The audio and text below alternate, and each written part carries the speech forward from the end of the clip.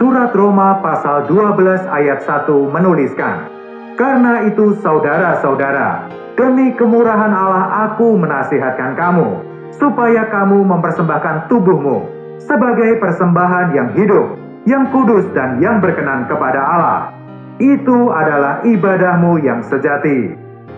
Dari ayat ini kita dapat melihat bahwa Rasul Paulus menasihati orang-orang percaya untuk mempersembahkan tubuh mereka. Dia bisa saja memerintah, tetapi dia lebih suka menasehati. Karena bila persembahan tubuh itu tidak dilakukan dengan sukarela, hal itu tidak akan pernah berhasil. Bahkan sekalipun bila hal itu berhasil, hal itu akan sia-sia. Dalam ayat ini Rasul Paulus tidak meminta orang-orang percaya untuk mempersembahkan roh atau mempersembahkan jiwa mereka, melainkan tubuh mereka.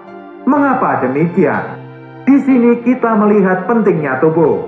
Mempersembahkan tubuh adalah perkara yang sangat menyenangkan Tuhan. Meskipun Tuhan tidak secara langsung berhubungan dengan manusia melalui tubuh manusia, Tuhan menjadikan roh manusia menjadi tempatnya berhuni.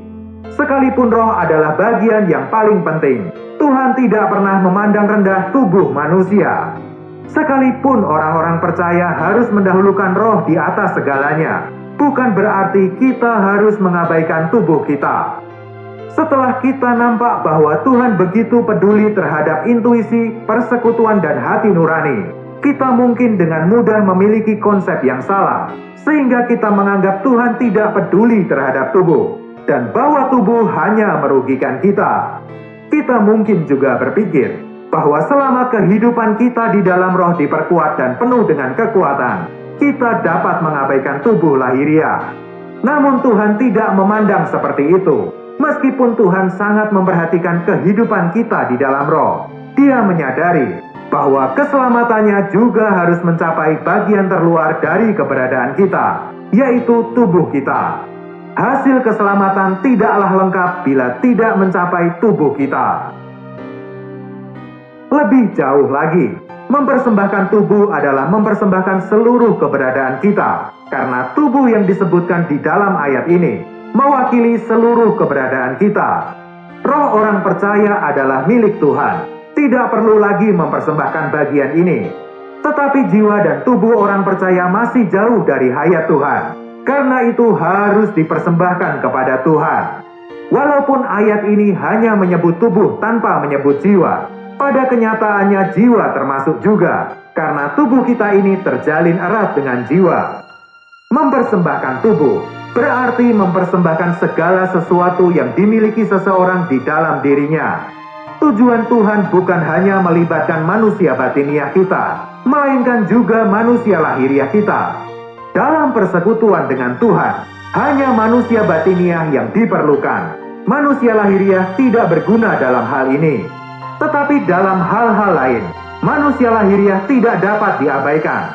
Bila tidak, Roh Kudus tidak akan membuat panggilan seperti ini. Apa arti sebenarnya dari mempersembahkan tubuh? Hal ini berarti bekerja untuk Tuhan dan hidup bagi Tuhan. Kita harus memperhatikan kata tubuh sebelum memahami ayat ini. Ada perbedaan besar antara tubuh dan roh. Tubuh adalah perkara ruang dan waktu, sedangkan roh bukan perkara ruang dan waktu. Tubuh adalah lahiriah, karena secara khusus berhubungan dengan hal-hal lahiriah. Mempersembahkan tubuh adalah mempersembahkan ruang dan waktu, karena tubuh berkenaan dengan ruang dan waktu. Hal ini berarti mempersembahkan segala sesuatu yang bersentuhan secara alamiah. Mempersembahkan tubuh berarti hidup dan bekerja bagi Tuhan.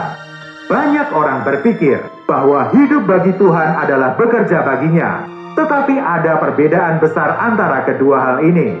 Seseorang dapat bekerja bagi Tuhan tanpa hidup bagi Tuhan, sedangkan seseorang yang hidup bagi Tuhan akan selalu bekerja bagi Tuhan. Arti hidup bagi Tuhan adalah tidak memberi waktu untuk pencarian diri sendiri, tetapi memberikan seluruh waktu itu kepada Tuhan. Inilah arti hidup bagi Tuhan, bukan bekerja untuk Tuhan. Saat ini Roh Kudus memanggil orang-orang percaya agar mereka mempersembahkan tubuh untuk hidup bagi Tuhan. Sekarang kita akan kembali merenungkan arti Roma pasal 12 ayat 1. Demi kemurahan Allah aku menasihatkan kamu, supaya kamu mempersembahkan tubuhmu.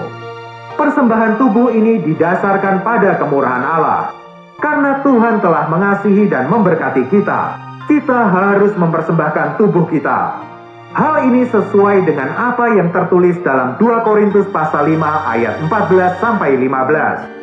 Sebab kasih Kristus yang menguasai kami, karena kami telah mengerti bahwa jika satu orang sudah mati untuk semua orang, maka mereka semua sudah mati.